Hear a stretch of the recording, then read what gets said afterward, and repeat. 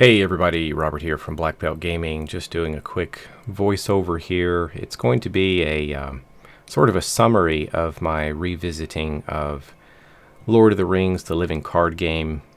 I'm playing for the first time two-handed and experimenting with this. I'm using the starter decks.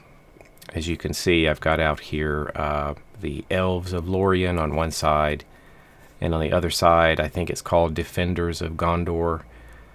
The last two characters, heroes there on the Gondor side, are swapped. There were some others that were recommended to go with first, but I switched those out because I wanted to put Faramir in there because he had some unique cards. And then beside him, I put in this armor-plated guy because he had... He had such a high defense. He has a defense of 4. Over on the other side, I think I didn't make any changes with the heroes there. But I also started to experiment with the campaign rules. So I did do a test run of the very first mission of the game. What is it? Mirkwood with the spiders. And I just played with the elf deck, and I played true solo, just trying to get used to how the elf deck worked. And didn't really have any problems with that. I think I made it through that pretty easily. I did use Mendor, the campaign ally there.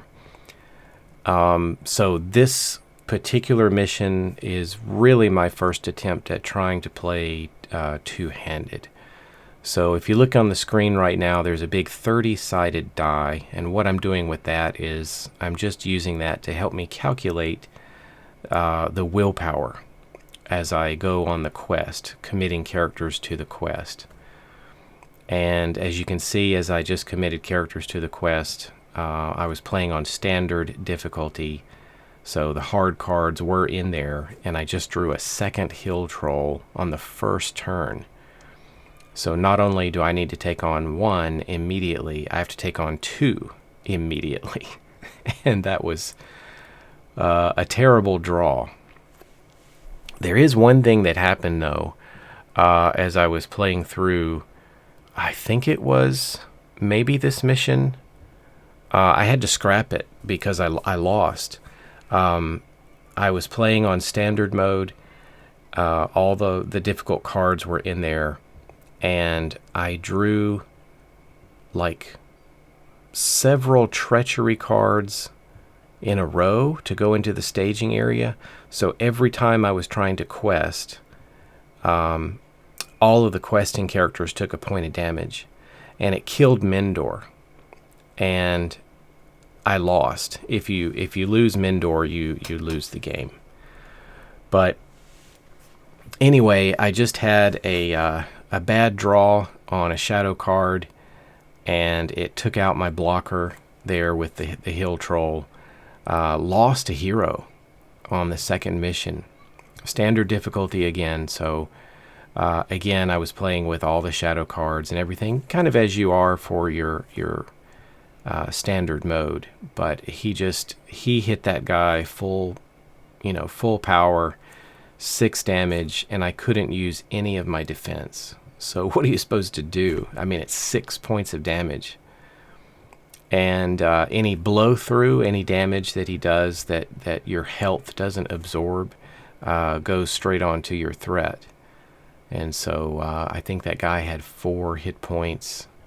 He may have even had a point of damage on him already. But anyway, it ended up cranking up my my threat even higher. And so that was brutal, but this mission was doable, and I was having a good time playing this one.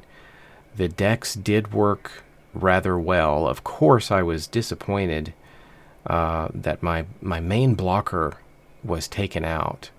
So it did really kind of put a what do we say, dampened my spirits for my Gondor team to have lost one of their heroes. So that was a pretty big blow.